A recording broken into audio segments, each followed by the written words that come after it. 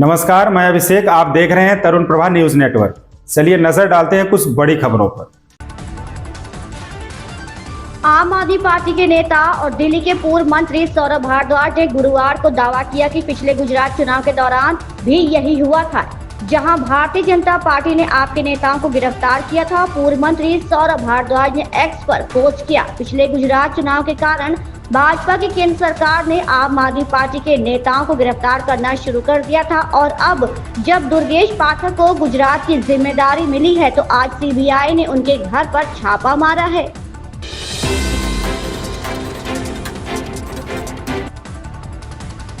NCP अध्यक्ष शरद पवार ने सरकारी नौकरी के इच्छुक उम्मीदवारों की मांग का समर्थन किया है। दरअसल एमपीएसपी द्वारा 2 साल बाद संयुक्त प्रारंभिक परीक्षा का आयोजन किया जा रहा है। ऐसे में अभ्यर्थियों की मांग है कि इस परीक्षा के लिए रिक्तियों की संख्या को बढ़ाया जाना चाहिए। पवार ने अभ्यर्थियों की इस मांग का समर्थन किया है।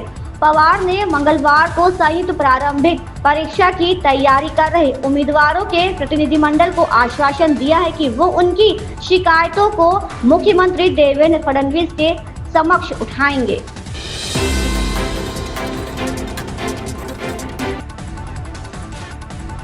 दिल्ली पुलिस ने लाउड स्पीकर को लेकर नए निर्देश जारी किए हैं। अब किसी भी धार्मिक स्थल पर लाउड स्पीकर तय मानकों से तेज नहीं बजेगा। किसी भी जगह लाउड स्पीकर लगाने पर पुलिस से परमिशन लेनी होगी। सार्वजनिक स्थलों पर लाउड स्पीकर या पब्लिक एड्रेस सिस्टम का प्रयोग बिना अनुमति के नहीं किया जा सकता। टेंट हाउस से लाउड स्पीकर लेने पर भी पुलिस परमिशन होना जरूरी होगा।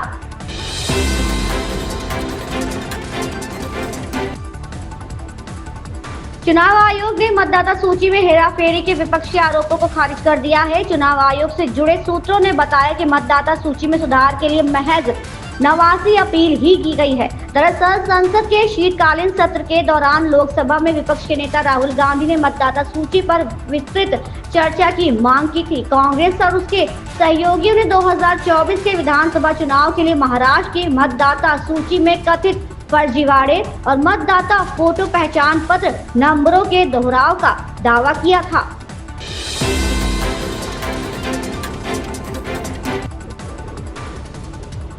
भाजपा के राष्ट्रीय अध्यक्ष के चुनाव में हो रही देरी को टालने के लिए अब खुद प्रधानमंत्री नरेंद्र मोदी ने मोर्चा संभाल लिया है। इस क्रम में पीएम ने बुधवार को भाजपा अध्यक्ष जेपी नड्डा, गृह मंत्री अमित शाह, संगठन महासचिव बीएल संतोष और रक्षा मंत्री राजनाथ सिंह के साथ मैराथन बैठक की। बैठक में चुनाव की राह में रोड़ा बने उत्तर प्रदेश, मध्य प्रदेश, गुजरात और कर्नाटक जैसे राज्यों के संगठन चुनाव पर चर्चा हुई। राष्ट्रीय अध्यक्ष के जरिए भाजपा क्षेत्रीय समीकरणों को साधने को महत्व नहीं देगी। सूत्रों का कहना है कि पार्टी को ऐसे नेतृत्व की जरूरत है जो भाजपा के विशाल नेटवर्क को कुशलता से संभाल सके।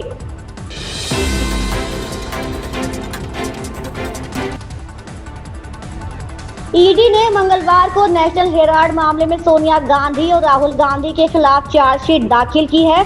आरोप पत्र में इन पर एसोसिएट जनरल लिमिटेड के अंतर्गत आने वाली 2000 करोड़ रुपए की संपत्ति को हड़पने का आरोप है। सोनिया गांधी के दामाद और प्रियंका गांधी के पति रॉबर्ट वाड्रा से भी ईडी जमीन के लेन देन से जुड़े मामले में पूछताछ कर रही है। हालांकि ये पहली बार नहीं है जब गांधी परिवार के सदस्यों पर कानूनी कार्रवाई आगे बढ़ी हो। राहुल गांधी, प्रियंका गांधी और उनकी मां सोनिया गांधी पर कुल मिलाकर 20 से ज्यादा केस दर्ज हैं, जिन पर कार्रवाई अलग अलग चरण में जारी है।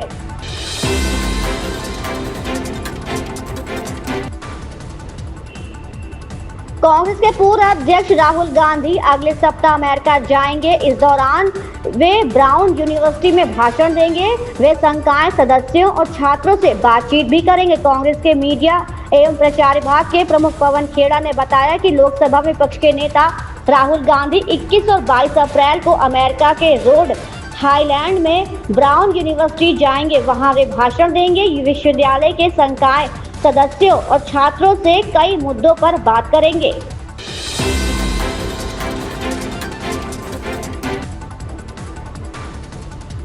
केंद्रीय मंत्री गिरिराज सिंह ने कहा, तेजस्वी यादव ने कहा कि जब वे सत्ता में आएंगे तो वे वक्फ संशोधन अधिनियम को लागू नहीं होने देंगे।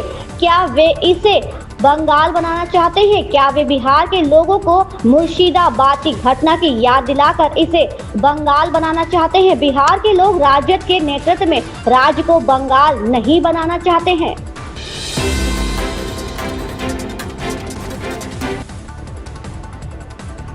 पाकिस्तान की बुनियाद नफरत के आधार पर रखी गई और आज उसकी स्थिति दुनिया के सामने है। पाकिस्तान बर्बादी के कगार पर है, लेकिन हैरानी है कि उसकी ये नफरती सोच भी अभी तक नहीं बदली है। अब पाकिस्तानी सेना के प्रमुख जनरल आसिम मुनीर ने हिंदुओं के खिलाफ अपनी नफरत जाहिर की है और कहा कि हम हिंदुओं से अलग हैं। आसिम मुनीर ने टू नेशन थ्योरी को सही ठहराया है। इतना ही नहीं, पाकिस्तानी सेना के प्रमुख ने ये भी दावा कर दिया है कि उनकी संस्कृति और विचारधारा बेहतर है।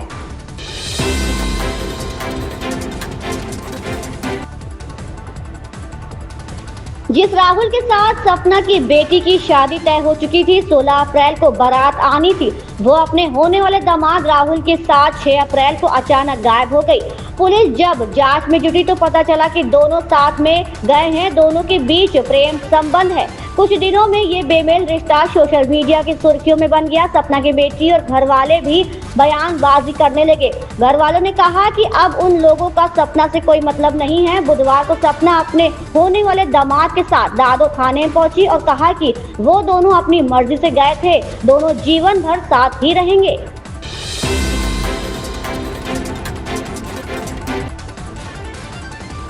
अगर आप भी व्हाट्सएप स्टेटस पर अपनी फेवरेट वीडियो डालते वक्त बार बार उसे टुकड़ों में काटने की झंझट से परेशान हो चुके हैं, तो अब राहत की सांस लेने का वक्त आ गया है। व्हाट्सएप एक नया धमाकेदार फीचर लेकर आया है जो स्टेटस शेयरिंग को और भी आसान और मजेदार बना देगा। अब तक व्हाट्सएप यूजर को स्टेटस पर सिर्फ 60 सेकंड यानी 1 मिनट तक की वीडियो अपलोड करने की सुविधा थी, लेकिन अब इस मिनट को बढ़ाकर 90 सेकंड कर दिया गया है। इसका मतलब है कि अब आप लंबे और कंटिन्यू वीडियो को बिना एडिट किए सीधे स्टेटस पर लगा सकेंगे।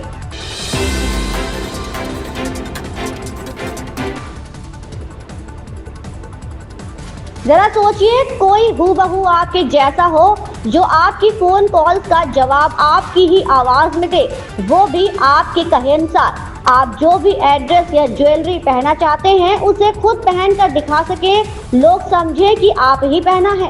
ये संभव है आर्टिफिशियल इंटेलिजेंस की मदद से। लखनऊ की निवासी युवती श्वेता ने अपना ही डिजिटल ट्विन तैयार किया है। सूचना एवं प्रसारण मंत्रालय की ओर से आयोजित वेब्स 2025 के अंतर्गत क्रिएट इन इंडिया चैलेंज में उन्हें इसके लिए दूसरा स्थान मिला है।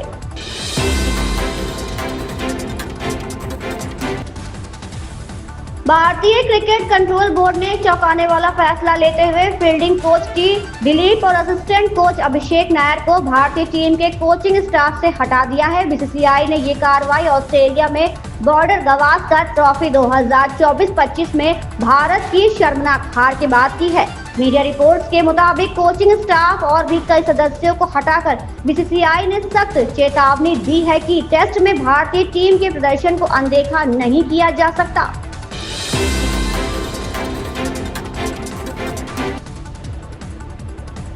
बिहार विधानसभा चुनाव को लेकर राजनीतिक दलों के बीच बैठकों का दौर जारी है। आज महागठबंधन के घटक दलों के बीच राष्ट्रीय जनता दल के कार्यालय में बैठक होगी। दोपहर 1 बजे से शुरू होने वाली इस बैठक में राजद, कांग्रेस, वाम दल, विकास इंसान पार्टी के प्रमुख नेता सीट बंटवारा, मुख्यमंत्री चेहरा समेत कई मुद्दों पर बातचीत करेंगे। राजद का कहना है कि जनता के असली सरोकारों को केंद्र में रखकर बिहार में बदलाव सुनिश्चित किया जाएगा। अब सिर्फ व्यापक परिवर्तन की ही बात होगी।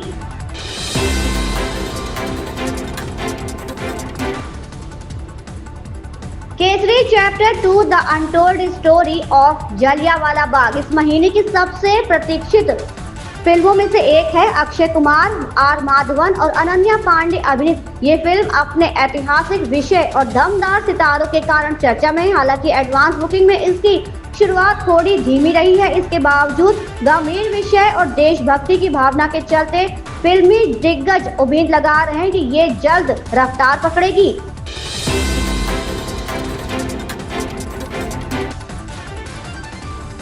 नीमच में 46वें केंद्रीय रिजर्व पुलिस बल दिवस समारोह में केंद्रीय गृह मंत्री अमित शाह ने कहा, जब भी देश के किसी भी हिस्से में अशांति होती है तो गृह मंत्री होने के नाते जब मुझे पता चलता है कि सीआरपीएफ के जवान वहां हैं तो मुझे सुकून मिलता है और मैं अपने दूसरे काम करता हूं, क्योंकि मुझे भरोसा है कि अगर सीआरपीएफ है तो सीआरपीएफ के जवानों की जीत निश्चित है। चाहे वो कश्मीर घाटी में आतंकवादियों के खिलाफ लड़ाई हो या शांति बनाए रखने के लिए पूर्वोत्तर में मौजूद रहना हो।